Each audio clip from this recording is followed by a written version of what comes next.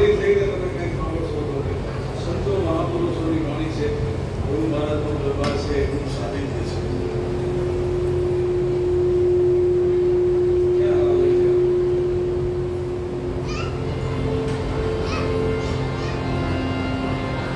એમાં ધ્યાન આપજો. જો અમારે પણ જાગરણ થાય, સંતવાણી કે કાર્યક્રમ અમારા જીવનમાં કોઈ નવી વાત નથી. 40 વર્ષથી અમે આવી છીએ. પહેલાંથી નક્કી કર્યું કે પ્રાચીન ભજનો રજૂ કરવા, તમારા જેવા તજજ્ઞોને, ગુરુમુખી વ્યક્તિઓને આ ભજન સંભળાવવા.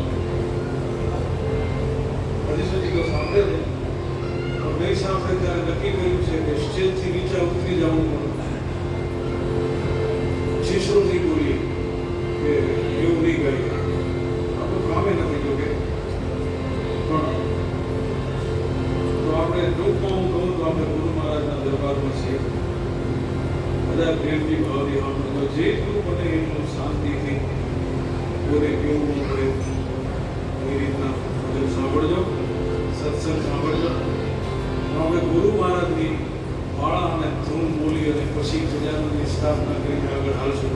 આજે માળા અવશ્ય આપણે બોલવી જોઈએ, અવશ્ય બોલવું. એવી અલૌકિક માળા છે જેને નારાયણ સ્વામીજી બહુ બોલાવ્યું છે. બધાએ મોજો તાળીઓ પાડીને પ્રેમથી ભાવ દઈ ગુરુજીના નામની માળા છે.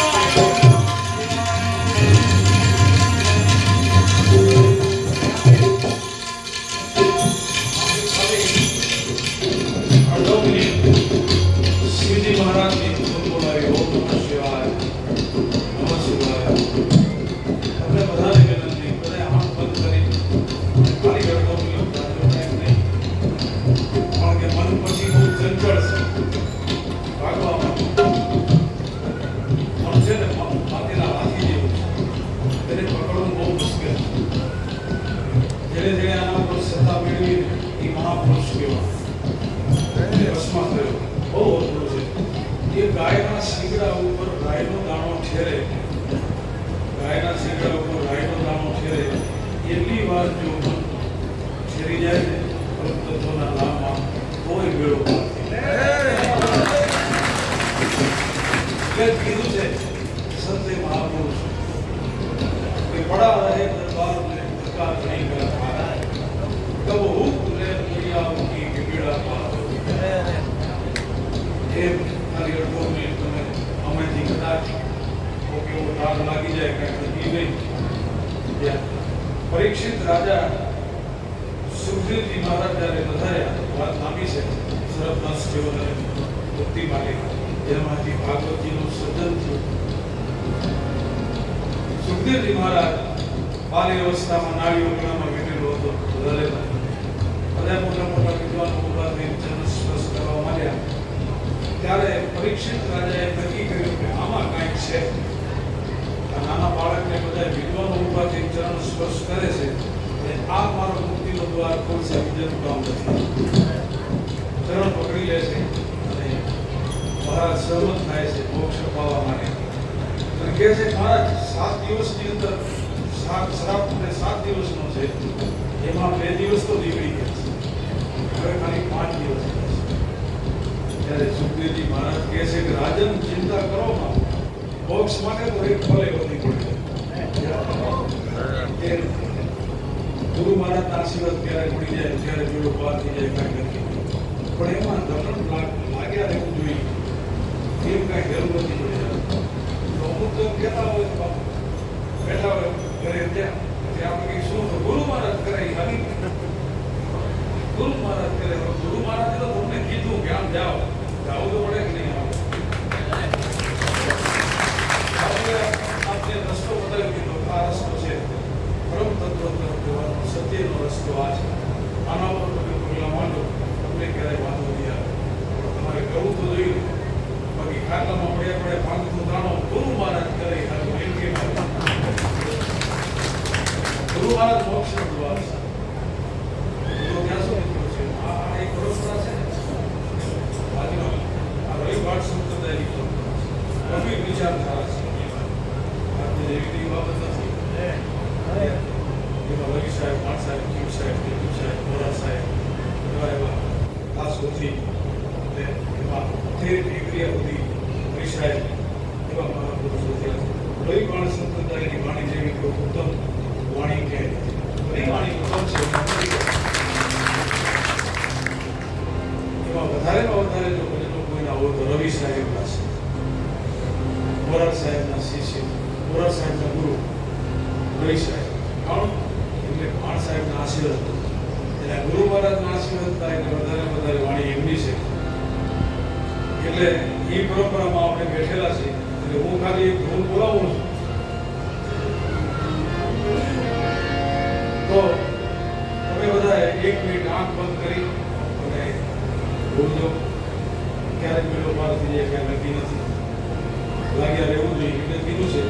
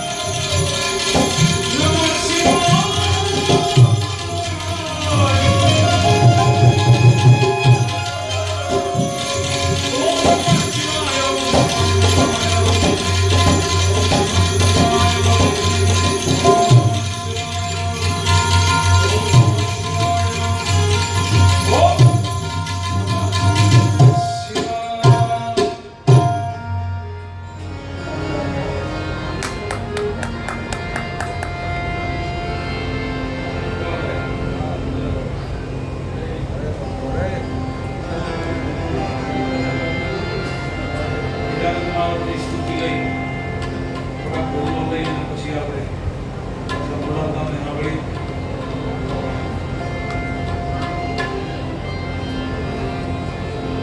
ગુરુમુખી વાતાવરણ છે એટલે આનંદની વાત છે. અને એમાં સુખરામ બાપુના બધા શિષ્યો છો આપણે એમને જોયેલા છે એમાં કાંઈ ખામી હોય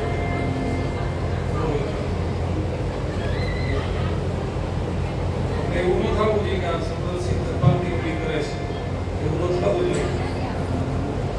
અમારે સાંગરાના રજૂઆતો છે ને એ કે શું કે દરબારનો દીકરો ધ્યાનથી હાલે ને અહીંયા લોખંડમાં લીટા કરે. અરે ગુરુ બને તો ગુરુ બની જાય. વિશ્વામિત્રજી ક્ષત્રિયમાંથી બ્રાહ્મણ બન્યા હતા પણ સારા સારા વિદ્વાનો બ્રાહ્મણો ચક્કર ખાઈ જાય એવા બન્યા. હરિશ્ચંદ્ર વૈશ્ય બન્યા હતા પણ સારા સારા સેવા કરવા વાળા વૈશ્ય ચક્કર ખાઈ ગયા. સિંધી રાજા વાણિયા બન્યા હતા. માંસના ઓછા રાજાઓમાં નમી વાણિયા ચક્કર ખાઈ જાય એવો વેપાર એમ આ વાચાળી છું કોઈ કોમની જ્ઞાતિની વાત નથી કરતો. હું કોઈ દિવસ કોઈ કોમ ઉપર નથી બોલતો, વ્યક્તિ ઉપર નથી બોલતો, ધર્મ ઉપર કંઈ કટાક્ષ કહેવા નથી કરતો. હું સૂફી વિચારધારાનો માણસ છું અને આ જે રવિભાન સંપ્રદાય જે છે એ આખી સૂફી પરંપરા છે. સૂફી શબ્દનો અર્થ થાય છે અભેદ. જ્યાં કોઈ ભેદ રેખા ન હોય, જ્યાં નાના મોટાના વાડા ન હોય, જ્યાં ધર્મના વાડા ન હોય, જ્યાં કોઈ જાતનો કોઈ પણ પ્રકારનો ભેદભાવ ન હોય એને સૂફી પરંપરા કહે. વાત હવે સૂફી પરંપરામાં બેઠેલા છે. બાપુના કોઈ એક સમાજનો તો સેવક છે નહીં, ઘણા બધા સમાજ છે. રવિભાન સંપ્રદાયમાં જો ભાણ સાહેબ આવ્યા તો વાલીના લોહણા, પછી રવિ સાહેબ આવ્યા તો વૈષ્ણવ વાણિયા, પછી મોરાર સાહેબ આવ્યા તો વાવ ફરાદબાજીના ભાગેલા દરબાર, એમને ત્રિકમ સાહેબ લિંબાયત સમાજના એક બ્રાહ્મણ હતા, ગરવા હતા. આ સૌથી મુસ્લિમ હતા. પછી જે તમે ઇન્ડિયા સુધી હાલ્યા જાઓ તો રવિ સાહેબ જાડેજા દરબાર. એ આમાં કોઈ પક્ષપાત રાખ્યો નથી. એવી પરંપરામાં તમે હું બેઠા છીએ. બહુ આનંદની વાત છે. અમને પણ દિલ ખોલી નહીં એનો એ વાત રજૂ કરવાનો આનંદ આવશે.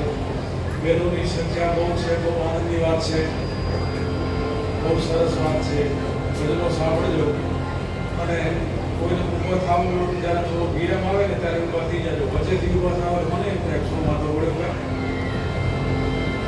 આ એવું છે બધું. એટલે ગણપતિ મહારાજ, ગજાનંદ મહારાજની સ્તુતિ થઈ.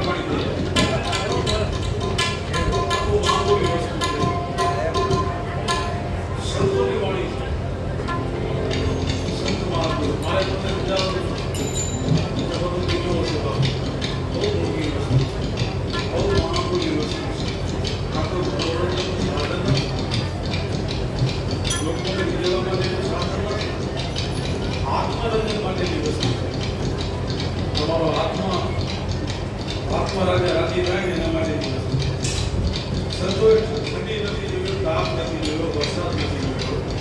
ખુલ્લા પગે અડધા વસ્ત્રે વનસ્પતિના રસ રહિત પાંદડા ખાઈ આખા વિશ્વનું ભ્રમણ કરી અને પછી એમને જે અનુભૂતિ થઈને એ તમને મને આપી છે. એને સંતોણી કહેવાય. મામૂલી વસ્તુ તમને મને આપતા ગયા છે, એને જ્યાં ત્યાં તો વેડફાય નહીં. વેડફવા જાય તો આપણને દોષ લાગે, છેલ્લે છેલ્લે દાખલો ભાગ્યો રહે તો પરિસ્થિતિ ખરાબ થઈ જાય. આ બહુ એવા મહાપુરુષોની વસ્તુ છે, બહુ ધારદાર હથિયાર છે. પ્રમાણી છે ને બહુ ધારદાર હથિયાર છે. છેલ્લે મારી નાખે બધું હોય તમારી પાસે. અમારે કલાકારોમાં બંગલા હોય, મોટર હોય, કોઈ ચાકર હોય, બધું હોય. પાણી માગે ત્યાં દૂધ હાજર થતું હોય, પણ મનની શાંતિ ન હોય તમે શું કરો? ધનલોકના ગાતા હોય, એસી આવતી હોય, તમે કેટલા તમારી સેવા કરવાવાળા હોય, તમારે જો અંદર મનની શાંતિ ન હોય શું કામ? બધું વ્યર્થ છે કે નહીં? આ બધી એવી વસ્તુ છે વાંચવા જેવી છે. હું તો પછી જ્યાં ત્યાં રજૂ નથી કરતો. એટલે મને એમાં ભાવનગર સાઈડમાંથી આમંત્રણ આવેલું. મુરલીધર મહારાજ એની પ્રતિષ્ઠા પક્ષે ગામ દરબારો કરેલી હું મોટું ફંક્શન એમાં લાલબાબુ પણ વધારેલા કરે. એમણે દર 11 દિવાળી ચાલુ કરી. પણ મેં એક શરત મૂકી દીધો, તમે બધા ડાયરાના એવાયા છો, હું ડાયરા નથી કરતો. એટલે મને તમે કહેતા નહીં કે આટલા કિલોમીટર કાપવા મારે ભારે દેવું પડશે. મારે પાછું રોજ પહોંચવું કેવી રીતના, ગ્રામ પર કેવી રીતના પહોંચવું. તો બધાના સંતવાણી રાખવાની દર દિવાળી તો સંતવાણી રાખજો. બીજું વચ્ચે એવો કોઈ ન રાખતા કે છે કે એ ટોળી માથે હેલ લેવી છે, આવું બધું ન રાખતા. લોકગીત ઉત્તમ છે બરાબર, પણ આમાં ના આવડા રે બારવાના નહોતા ખેલો સંતવાણીમાં ના. આ તો સંતવાણી છે પૈસા સિંહ છાપ માણસોની આ વસ્તુ છે. મરેલા માણસોની વસ્તુ નથી બરાબર. એ બાપા મરી ગયા એની વસ્તુ નથી. જો બાપુની ફ્રેક્ચર છે, માણસની ફ્રેક્ચર છે, જો છે ને બેટા છે ને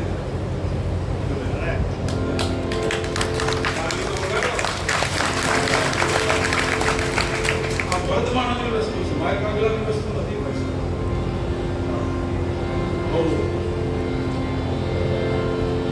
જેને કહેવાય પરાકાષ્ઠે પહોંચેલા માણસોની આ વસ્તુ છે. એટલે જ કહું છું.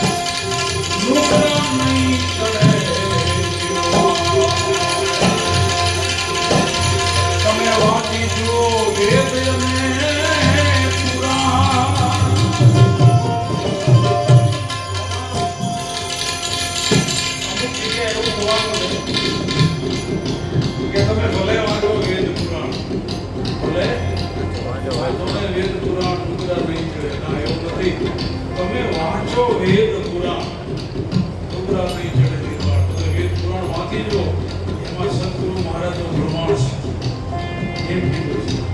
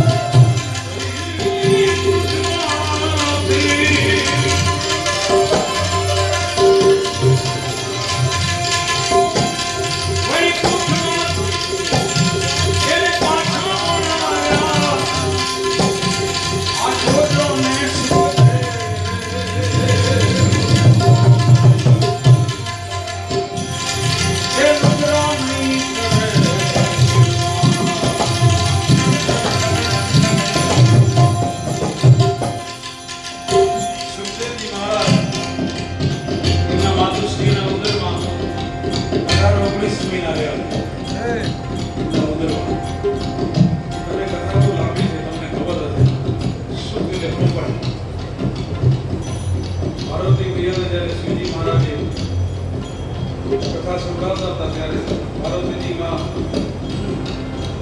સામે અંકારો કરતા કરતા ઇન્દ્રાવસ થઈ ગઈ, નિંદ્રા આવી. એમાં પોપટ બેઠો એને અંકાર આપ્યા. મોડે મોડે શિવજીને ખબર પડી, શિવજી મહારાજ ત્યાં પાછા પોપટ ત્યાંથી ઉડી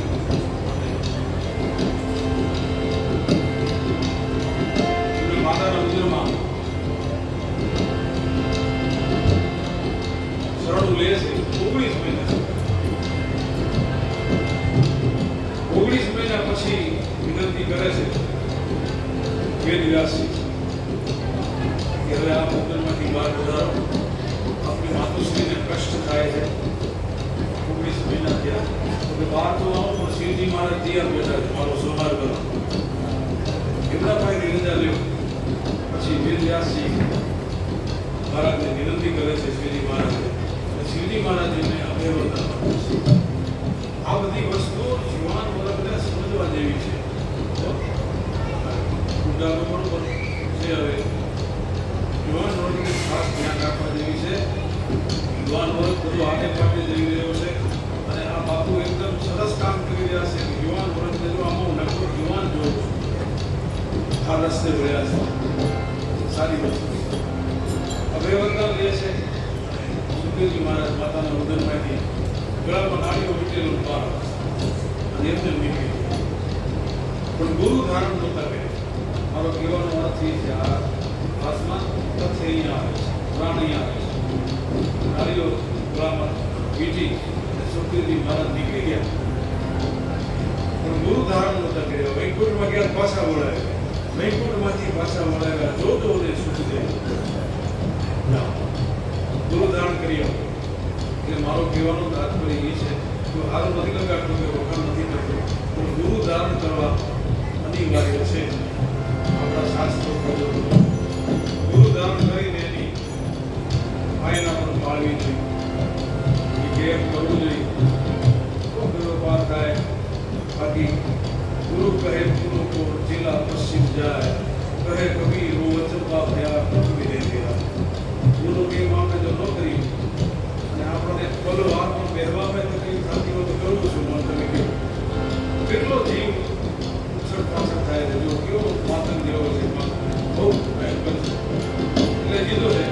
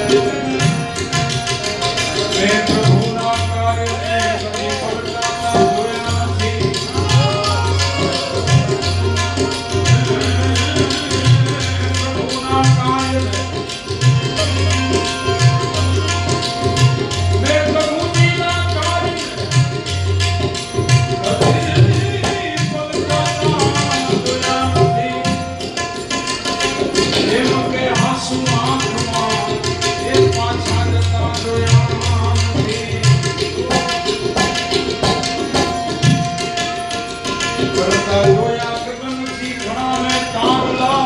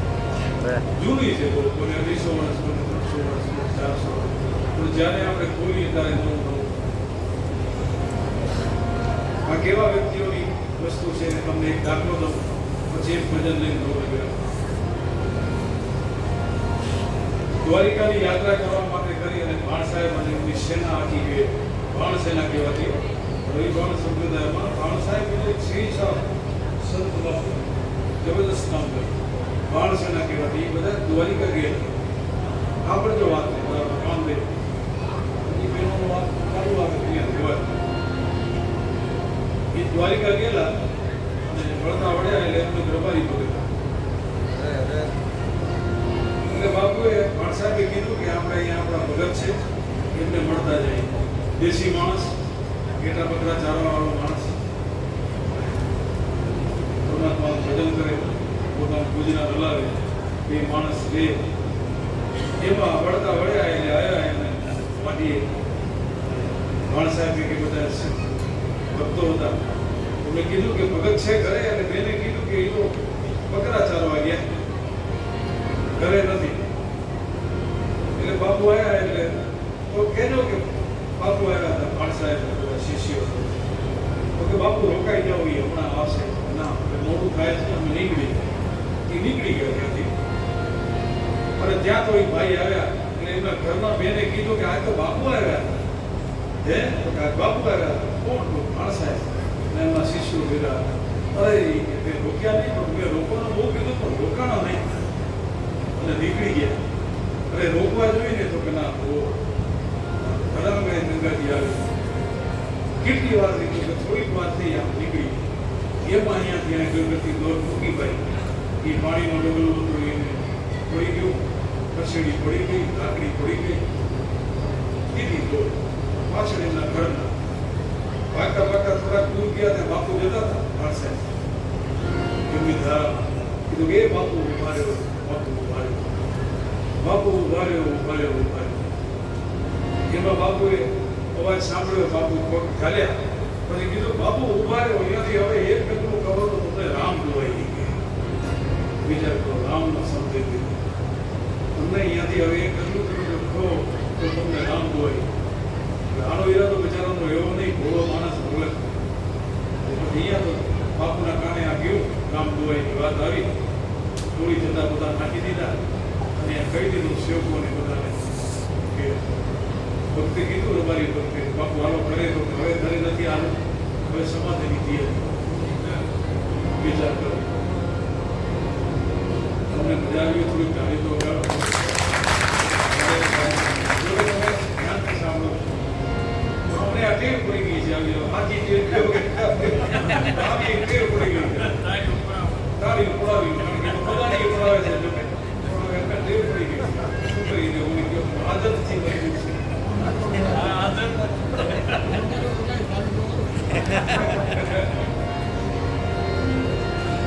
એટલે અમને અમારું તો શું છે, મને છે ને એ ધજાની પુત્રી જેવું હોય. હું તમને મારી વાત કરું છું, બીજા વાત નથી.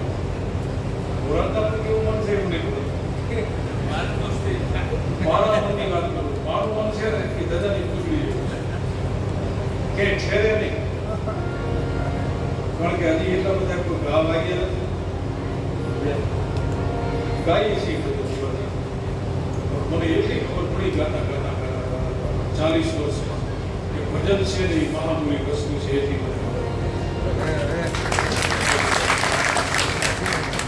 એ તમે પડતા હો તો તમને પકડી લે, પડવાનું તમને ખડવા ન દે.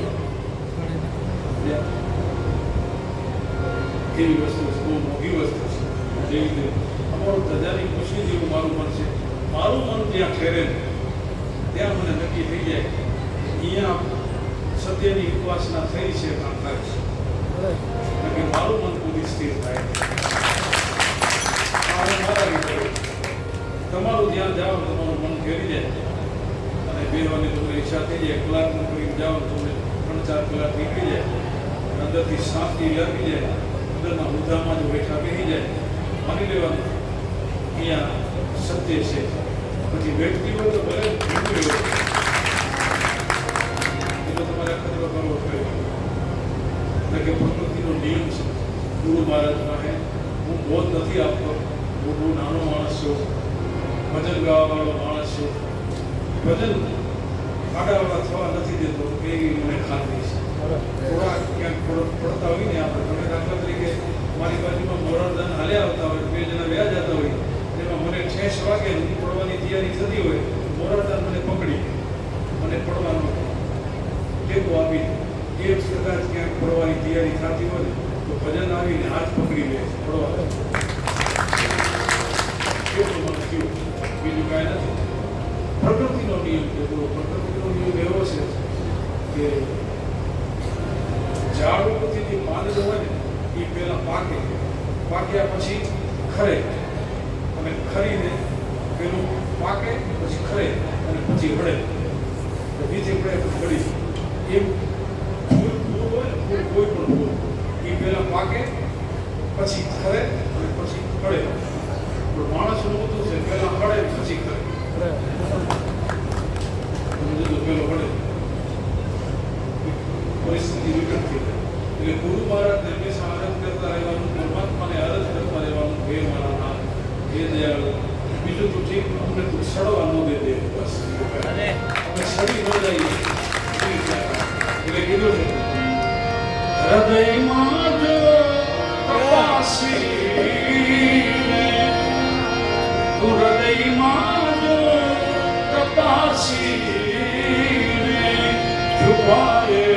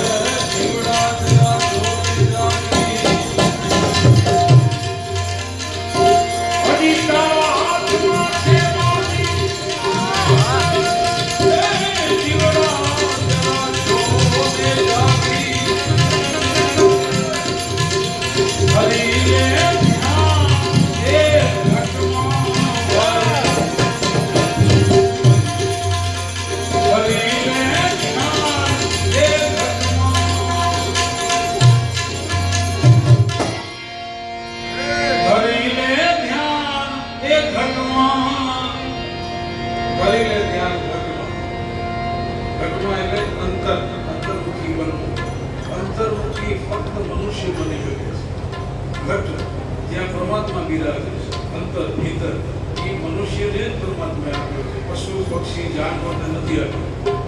એ અંતર્મુખી ન બની શકે, માણસ બની શકે. એટલે કીધું છે કે જીવ તું ધરી લે ધ્યાન એ ઘટમાં અવસર અવસર મળ્યો મજાનો છે. ધરી લે એ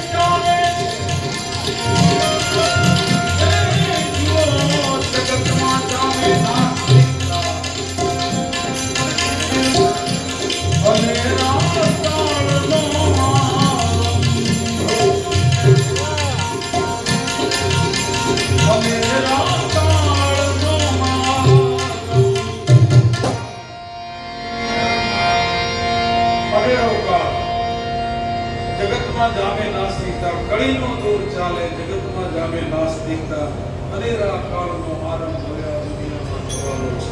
અનેરો કાળ જેની તમે કોઈ કલ્પના નહીં કરી હોય, તમે જ્યારે કોઈ જોયું નહીં હોય, સાંભળ્યું હોય એવું અજુગતું તમને જોવા મળશે, અજુગતું તમને સાંભળવા મળશે. ઘટિત ઘટનાઓ બનશે. એ સંત કહે છે, એટલે કીધું છે અનેરા કાળનો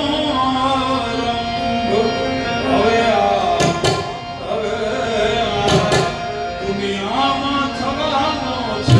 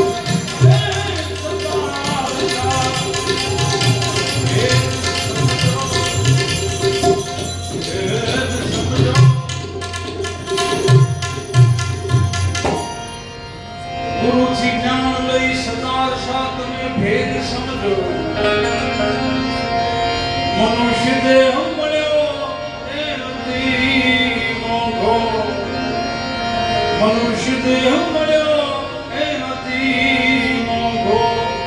એમાં અનુભવ, એમાં રૂડો અનુભવ પામવાનો છે.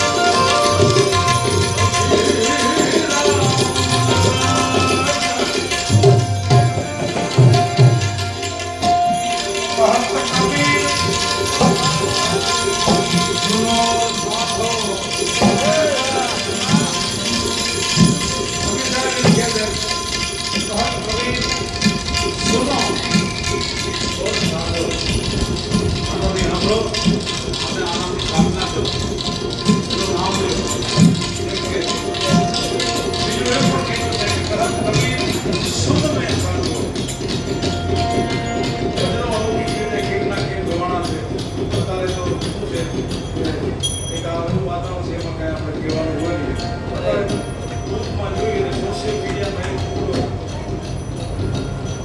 વાયરલ થઈ ગયું હોય એટલે એ કલાકાર ભેગો જમો સાફ ગાડીઓ તો મળે છે એ મળી જાવ વાત થઈ પૂરી પછી ક્યાં શું છે કેટલા બધા વર્ષ બોલે છે કારણ કે સુર ભંગ થાય છે શબ્દ ભંગ થાય છે તાલ નારાયણ સ્વામીજી અને કાંતાજી મહારાજ તો ક્યારે સુર ભંગ નથી થયો તાલ ભંગ નથી થયો અને સ્વર ભંગ નથી થયો ક્યારે અત્યારે બધું જે કહેવાય છે ને સુર ભંગ છે તાલ ભંગ છે શબ્દ મળી એક અક્ષુભાઈ મારું જગમલભાઈ મારું એ પણ એવું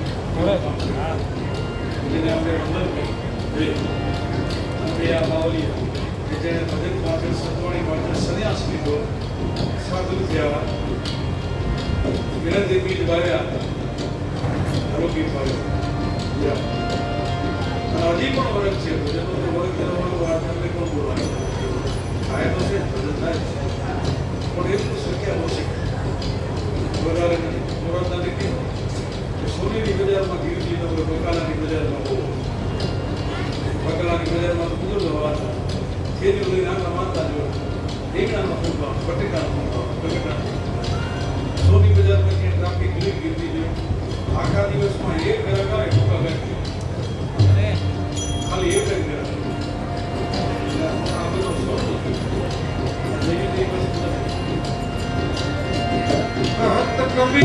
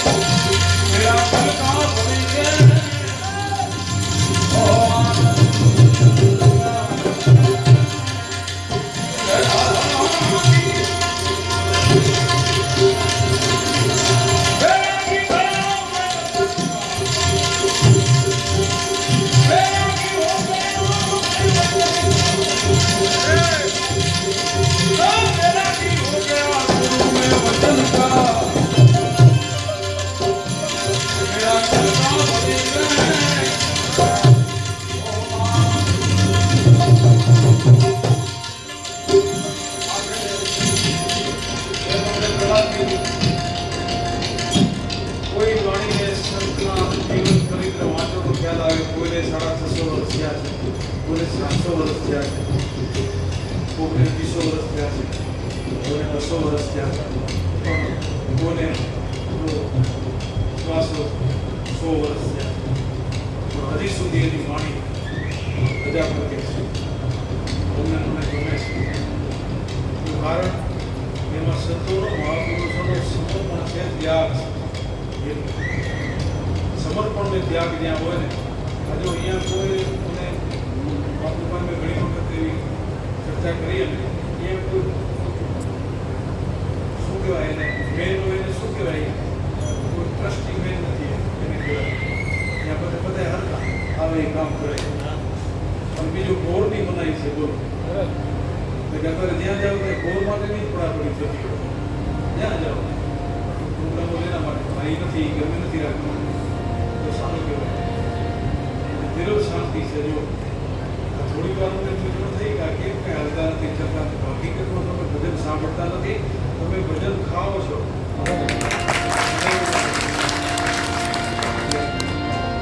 આ શું કામ ટક્યા છે એનો તમને એક દાખલો દઉં. કબીર સાહેબ સંસારિક વ્યવહારમાં પણ તમને કામ કરે છે. તમને સંતો બહુ ધ્યાન રાખી છે તમારી મારી.